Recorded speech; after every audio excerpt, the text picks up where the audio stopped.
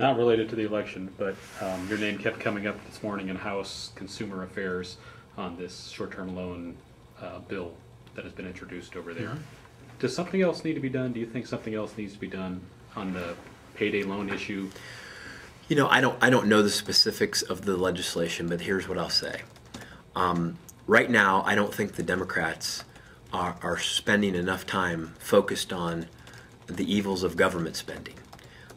They seem to be focused on the problems with consumer spending, while at the same time the federal government and state government and local government are running up debt and deficits every year and putting ourselves in a situation where we're going to burden future generations of children in this nation with debt that we may not be able to afford.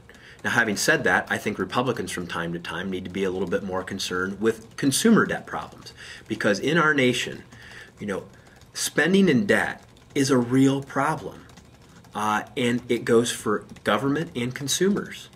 We need to move away from this immediate gratification society where everybody wants to spend, spend, spend, and hopefully the bill will be able to pay the bill later.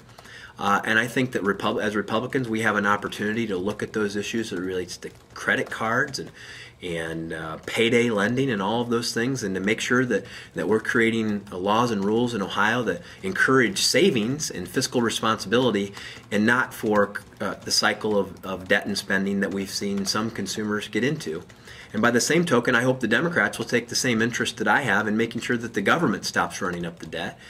They can worry about individual consumers, but if we're allowing a couple of consumers to overspend, but as a nation we're spending ourselves into debt and oblivion, then we're no better off. And so I think both issues have to be tackled: government spending, consumer spending, in a responsible way. And both parties have a responsibility for their elected officials to embrace these issues and try to solve them.